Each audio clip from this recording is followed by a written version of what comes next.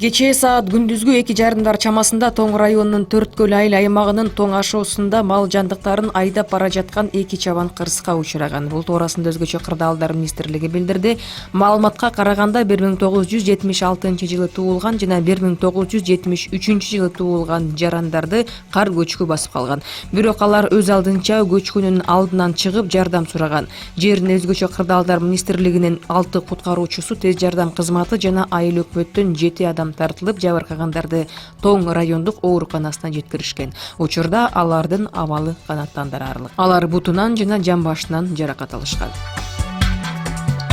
Өзгөчө кырдаалдар министрлиги билдиргендей, кечээ Кадамжай районунун 3 коргон айыл аймагындагы 3 эркек адам 45 метр тереңдикте өз алдынча көмүр казып жаткан учурда газга ууланып каза болгон. Алар 42, 33 жана 21 жаштагы жарандар болчу. Куткаруучулар каза болгондордун денелерин чыгарып тез жардам кызматына өткөрүп берген. 14 чамасында Абдукахар кен шахтасынан газ чыккандыгы тууралуу маалымат түшкөн. Окуя болгон жерге куткаруучулар барып, 3 адамды оор абалда шахтадан чыгарып тез жардам кызматына өткөрүп берген. 42, 44 жана 40 жаштагы көмүр казуучулар ооруканада көз жумган. Стамбулда Кыргызстандын жаранынын паспорту шек санатууда. Бул туурасында Азаттыкка кыргызстандык Нурадил Эшимбеков билдирген. Ал 9 сентябрда Москвадан Дубайга Стамбул аркылуу өтүп бара жатканда аэропорттун полиция кызматкерлери жасалма паспорт колдонууда деген шек менен камакка алып тинтишкен.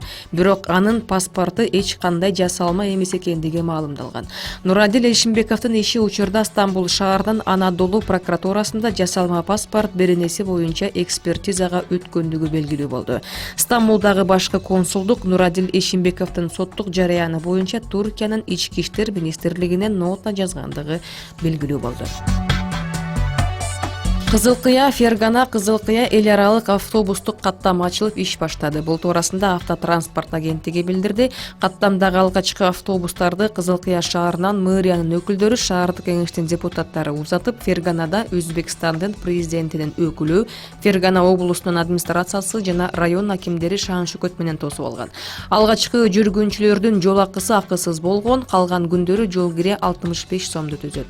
Каттамды чоң жана кичи автобустар ишке ашырат.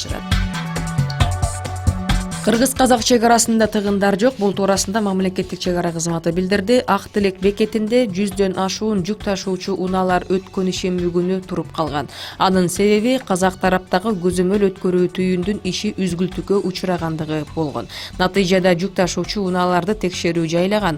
Кечээ эртең менен алар кадимки режимде кое бериле баштап, түшкү маалда тыгындар жоюлган.